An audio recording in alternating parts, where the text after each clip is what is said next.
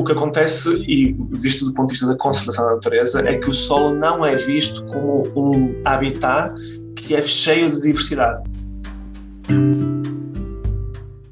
Antes de mais, deixe-me situá-lo nesta conversa. Estou aqui em Portugal, mas o Carlos Guerra não está em Portugal nesta altura, pois não? Não, neste momento não, neste momento estou na Alemanha. Está na Alemanha. Eu costumo ir a Portugal regularmente, mas hoje estou na Alemanha, sim. Hoje está na Alemanha. E está no seu local de trabalho, no instituto onde faz a investigação? Sim, sim. E se calhar começava a conversa por aí, até por nos apresentar um pouco este instituto onde trabalha e onde faz a investigação, de onde, imagino eu, de algum modo coordenou este trabalho de que vamos falar. Foi um dos coordenadores. Sim. O IDIV é o Centro Alemão para a Investigação Integrada da Biodiversidade e é um centro que resulta de um investimento do Estado alemão. É um instituto pivô de várias universidades, ou seja, foi um concurso que juntou várias universidades e vários institutos aqui na Alemanha, que todos eles se focam em questões diferentes da biodiversidade, mas que trabalham de forma independente. E este instituto o que faz é traz recursos financeiros e recursos humanos para uma investigação um bocadinho mais integrada, mais de síntese daquilo que é a biodiversidade. E a realidade é que sem este tipo de investimento, sem este tipo de instituto, o trabalho que foi feito desta vez seria virtualmente impossível, porque é necessário esse tipo de juntar recursos de muitas instituições para conseguir fazer este tipo de trabalhos mais à escala global e principalmente no caso do solo, porque comparando com outro tipo de investigação, o solo tem dificuldades que outras áreas não têm. Por exemplo, o transporte de matéria viva, porque o Sol é um organismo, o Sol é um meio que é vivo, que tem vida dentro dele. Sim. E isso implica, por exemplo, lidar com leis internacionais que regulam a transferência de material vivo entre países. Isso é coisa que, por exemplo, outros tipos de investigação não têm.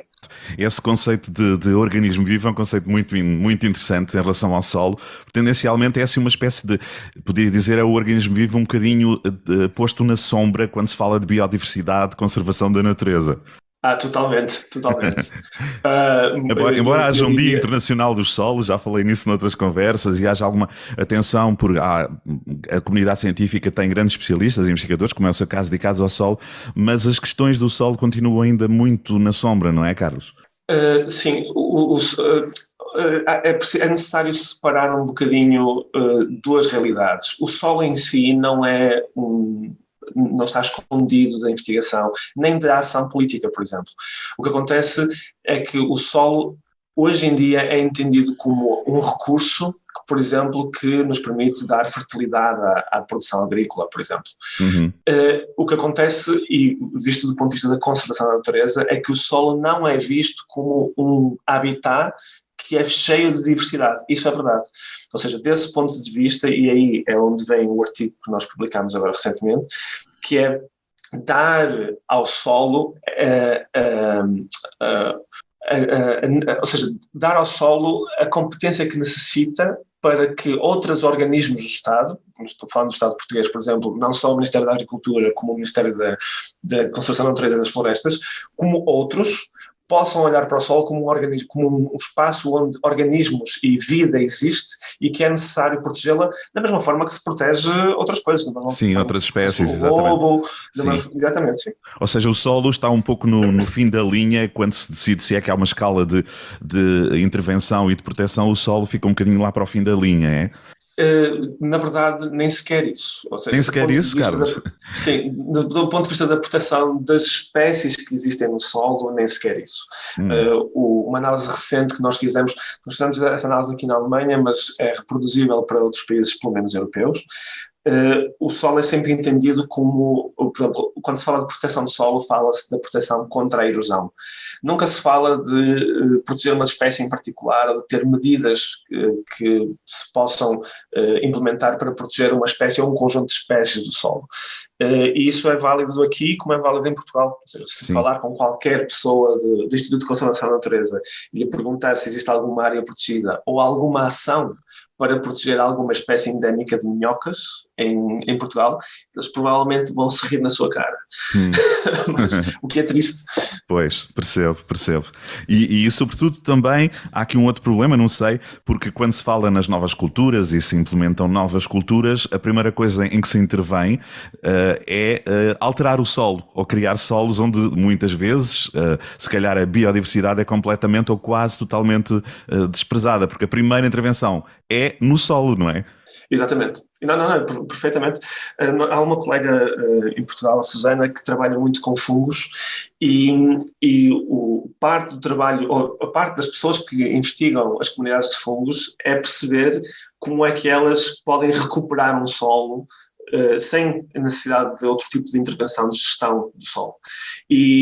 Mas isso é algo que, por exemplo, não só não se passa para os agricultores, ou é mais difícil hoje em dia de passar para os agricultores, como para outras áreas de atuação. Por exemplo, fala-se muito em agricultura, mas, por exemplo, na área florestal, a maior parte da floresta que nós temos em Portugal é floresta gerida, ou seja, há uma gestão ativa dessa floresta. Uhum. E aquilo que se faz em termos de gestão ativa é, com outra escala temporal, semelhante àquilo que se praticaria num espaço agrícola. E teria a vantagem de beneficiar dos organismos do solo, de fungos, bactérias, minhocas e outros, da mesma forma. Por exemplo, uma das coisas que se investiga muito em Portugal são patogénios das plantas, ou seja, organismos do solo que atacam as plantas, e há um tipo de organismos, uma classe de organismos chamada nemátodos, que é especialmente agressiva. E toda a investigação é posta desse ponto de vista, ou seja, como é que nós conseguimos mitigar o efeito destas pragas. Mas nunca é posta do ponto de vista de como é que nós conseguimos ter uma comunidade de solo sustentável, de forma que essas pragas não sejam um problema. Uhum. Exato. E foi no Nemátodos que disse? É? Nemátodos, sim, exatamente. Sim, dos nemátodos, exatamente. Houve aqui um pequeno corte, mas pareceu-me que sim, exatamente. O que significa muitas vezes não necessariamente extinguir essas espécies, mas deixá-las controladas, digamos que não prejudiquem. Exatamente. A tendência é erradicar tudo, é deixar o solo o mais limpo possível. Limpo aqui significa quase sem vida, ou com uma vida uma biodiversidade muito reduzida, não é?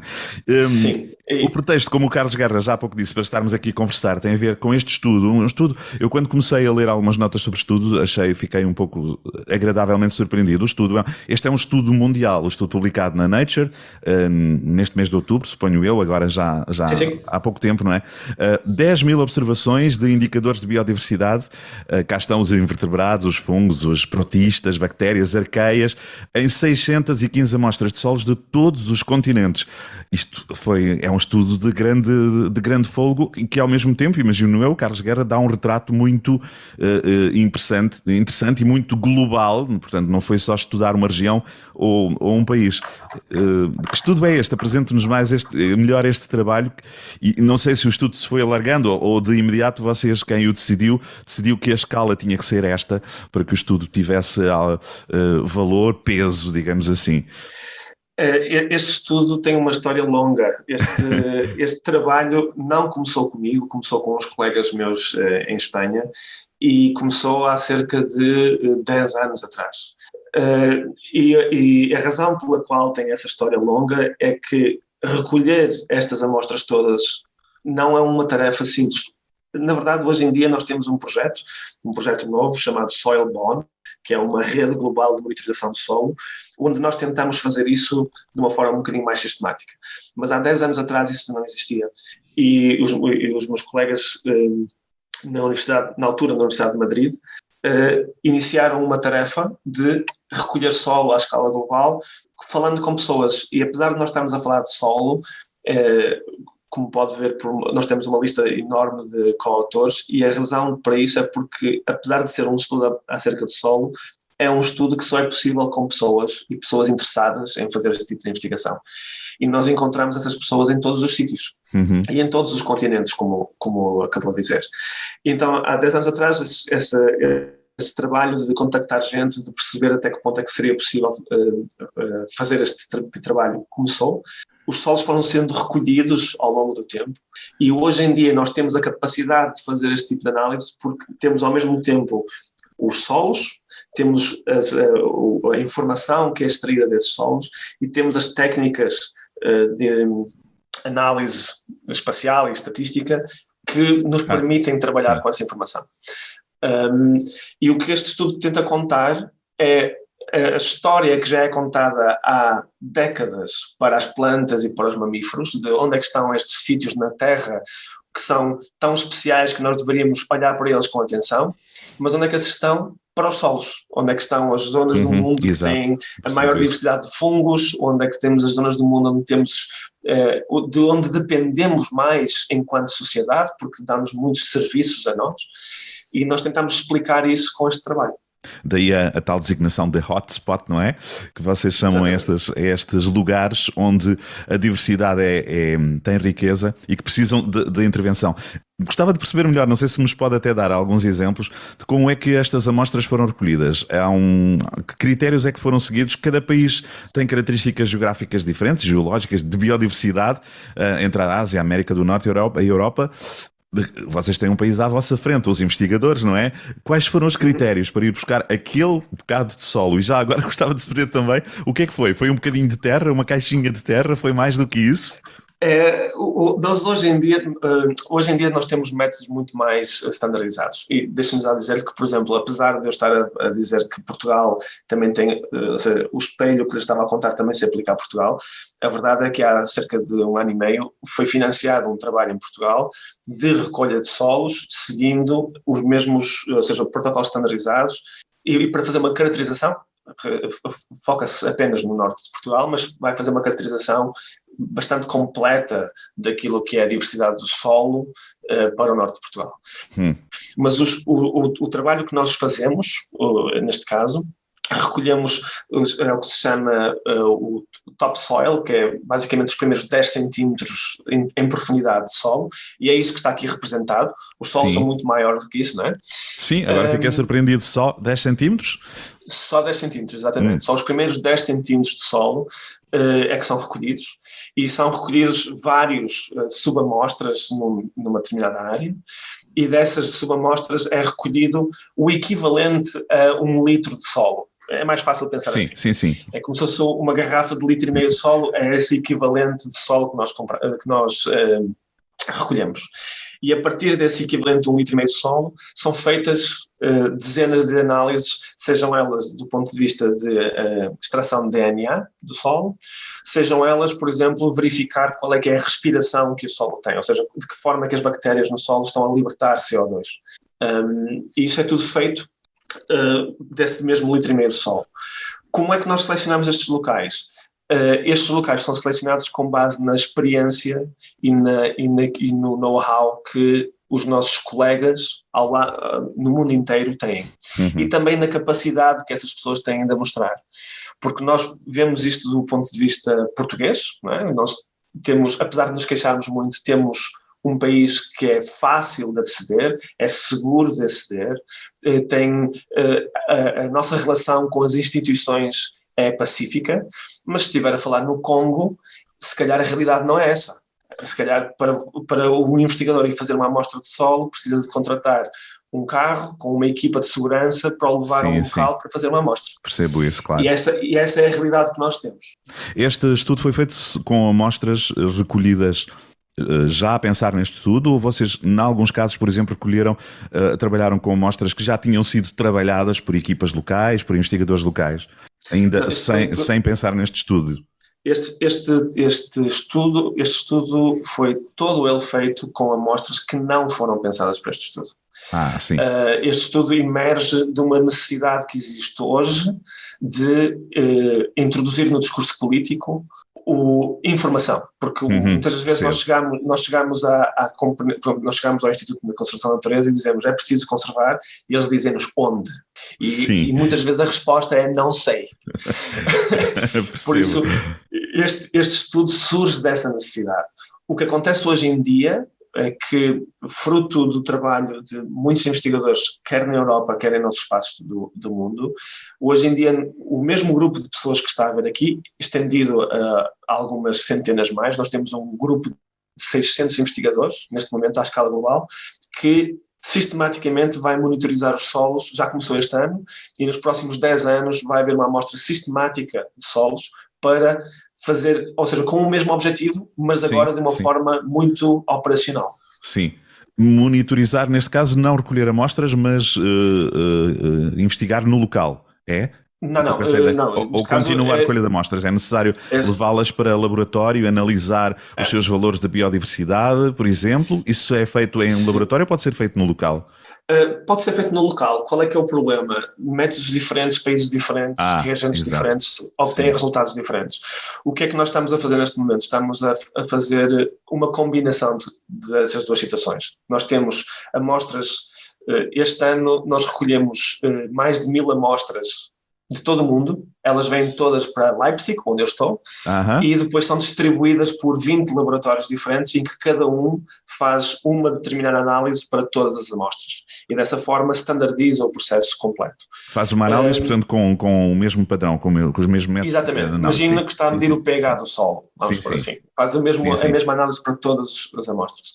E nós fazemos isso de forma distribuída e o interessante deste projeto é que é um projeto totalmente voluntário. Ou seja, cada um de nós está a colocar todos os seus recursos financeiros e humanos para que isto seja possível. Não deveria ser assim, não é, Carlos Guerra? Mas isso tem a ver com o início da conversa de algum modo, não é? A atenção que o solo ainda não merece. Sim, talvez. Ou esse voluntarismo, neste caso, é natural? Não, eu não diria que é natural. Este voluntarismo já começou antes, mas em 2018 nós um grupo de pessoas juntámos-nos aqui em Leipzig e a pergunta era se nós quiséssemos monitorizar o solo, como é que seria possível fazer isso? E fizemos uma competição de ideias aqui, e a ideia que emergiu foi fazer isto de uma forma distribuída, ou seja, distribuída em que cada um dá o seu esforço, da forma que pode, com os métodos que pode, e dessa forma ganhamos todos, porque uma pessoa mede o pH, outra pessoa mede bactérias, outra pessoa mede fungos, mas no final temos um grupo de informação que é completo, e cada um de nós só fez uma parte do investimento. E foi isso que emergiu. Então, desde 2018 e até agora, temos trabalhado bastante para que isto seja uma realidade. E hoje em dia temos, como eu disse, mais de 600 pessoas. Só na Europa nós temos quase 300 investigadores a trabalhar nisto, de forma sistemática. Onde é que estão os maiores sinais de alerta de perigo por áreas, se é que isso já está mais ou menos definido? Em termos de vulnerabilidade para os solos? De vulnerabilidade, sim.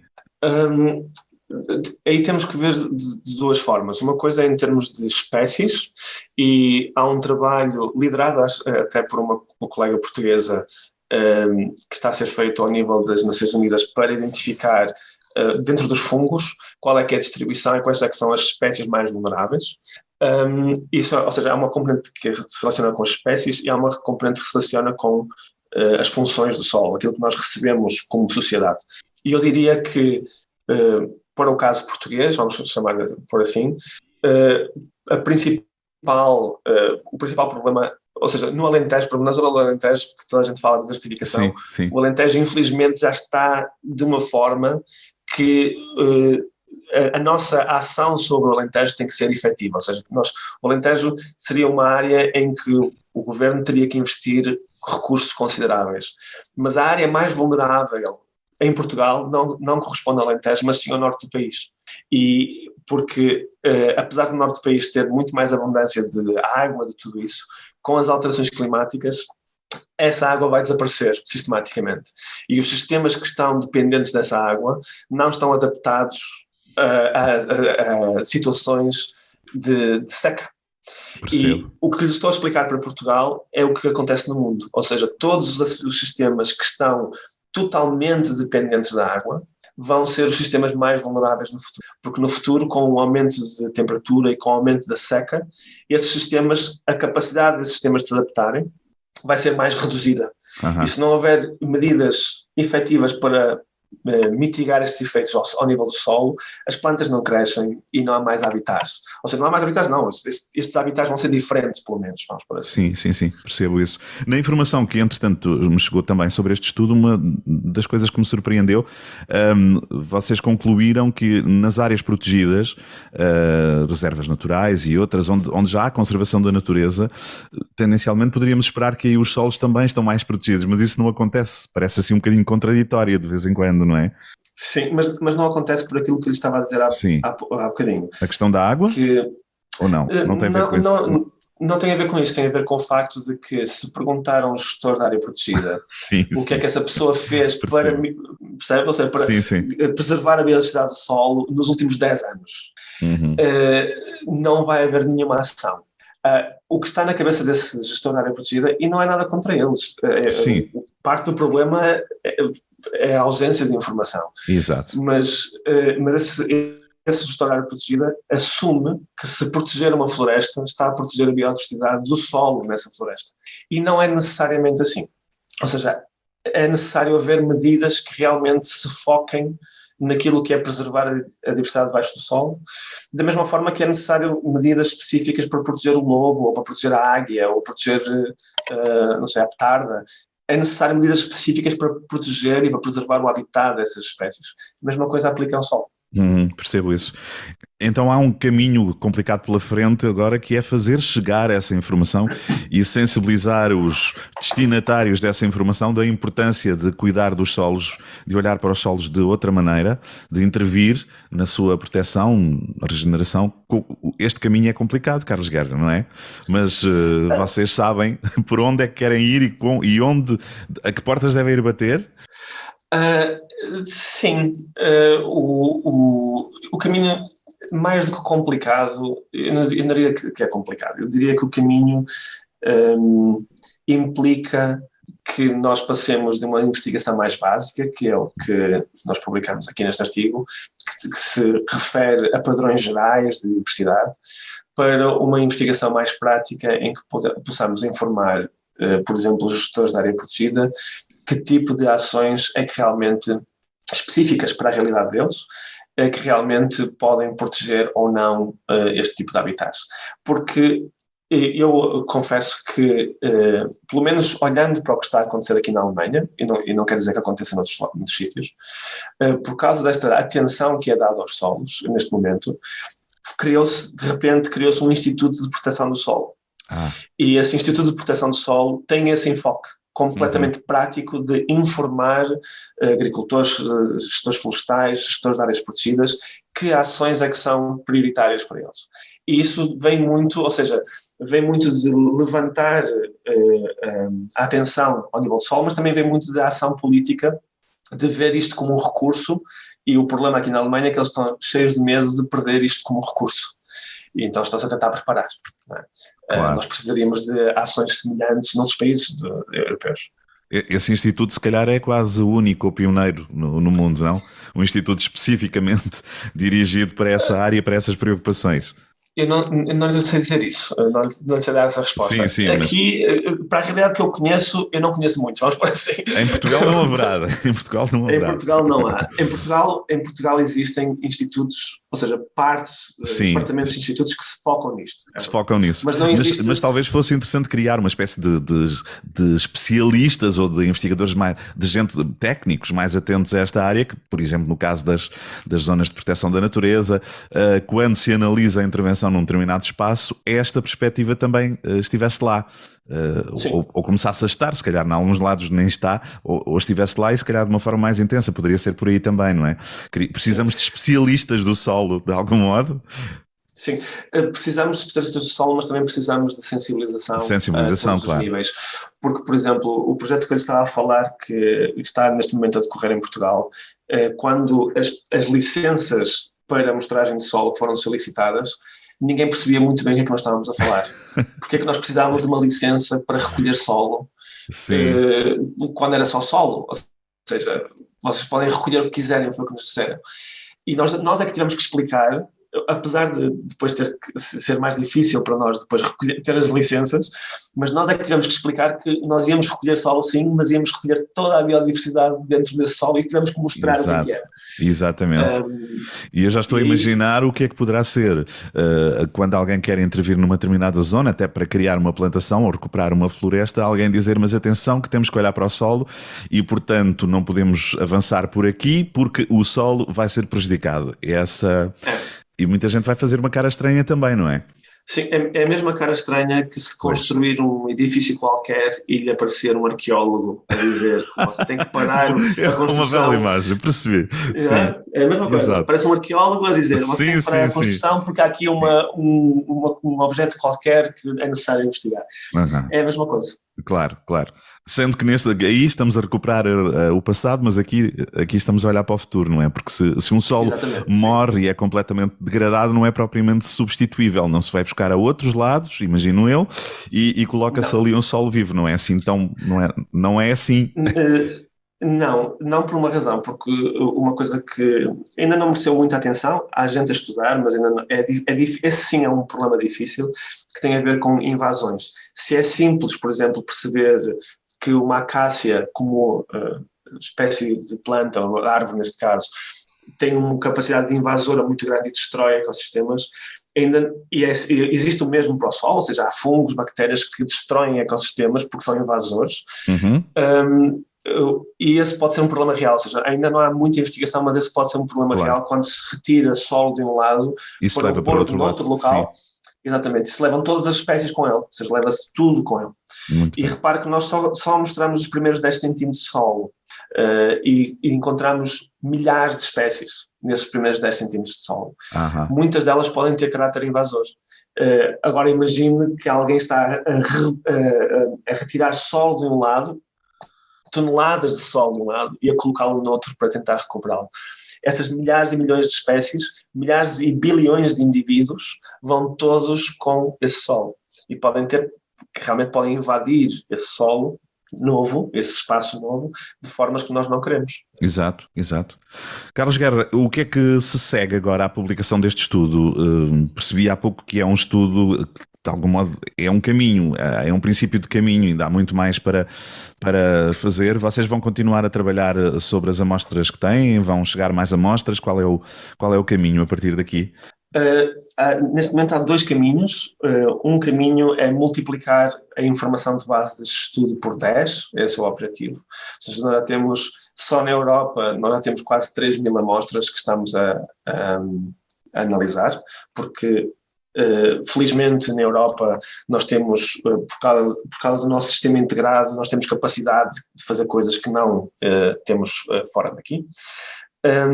E por outro lado, parte do caminho tem a ver com a sensibilização e com a componente mais de ativismo que estávamos a falar ainda agora, porque este conjunto de pessoas que está por trás deste artigo e por trás de outros artigos semelhantes tem uma visão daquilo que poderia ser a conservação do solo, que nós queremos que essa visão transparência para os decisores políticos.